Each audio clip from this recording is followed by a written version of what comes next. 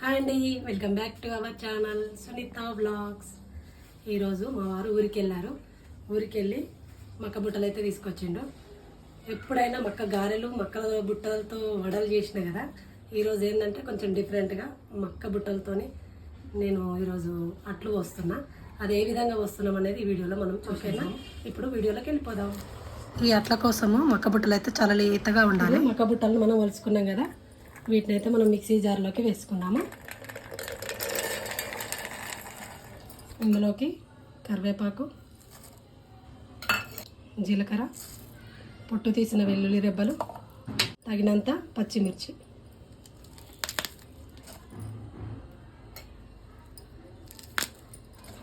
రుచికి సరిపడా ఉప్పు, ఇందులోకి కొత్తిమీర. ఇప్పుడు మూత పెట్టుకొని మిక్సీలో మంచిగా మెత్తగా మిక్సీ పట్టుకుందాం.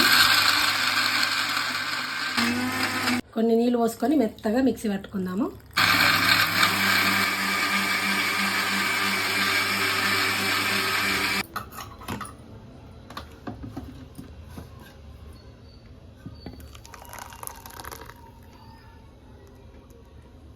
పిండి మొత్తం మిక్సీ పట్టుకుంటే మన దోశ పాటరీ ఎట్లా ఉంటుందో అదే విధంగా ఈ విధంగా సన్నగా వస్తుంది. స్టవ్ దోశల పెంక పెట్టుకొని అది మంచిగా హీట్ అయిన తర్వాతనే మనం దోశ అనేది ఈ విధంగా సన్నగా వేయాలి.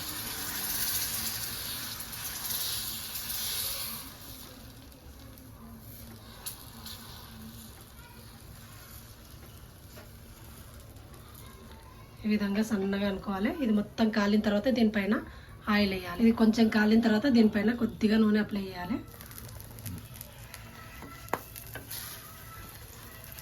దోశ మంచిగా కాలిన తర్వాత మనం తిరిగేసుకోవాలి. చూడండి మంచి కలర్ కూడా ఎంత బాగుందో. మొక్కజొన్న అట్టు ఇది వేడివేడిగా తింటే చాలా టేస్టీగా ఉంటుంది. చల్లారిన తర్వాత తినొద్దు, అసలు వేడిగా ఉన్నప్పుడు మాత్రమే తినాలి. మొత్తం చల్లారిన తర్వాత తిన్నామనుకో అట్టు అనేది రెండు వైపులా కాలిన తర్వాత మనము తీసి ప్లేట్లో వేసుకొని సర్వ్ చేసుకోవడం.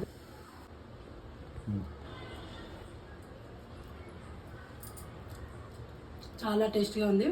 ఆయిల్ ఫుడ్ అంటే ఇష్టం లేని వాళ్ళ కోసం అయితే మనం ఈ విధంగా అట్టు ప్రిపేర్ చేసి ఇవ్వచ్చు.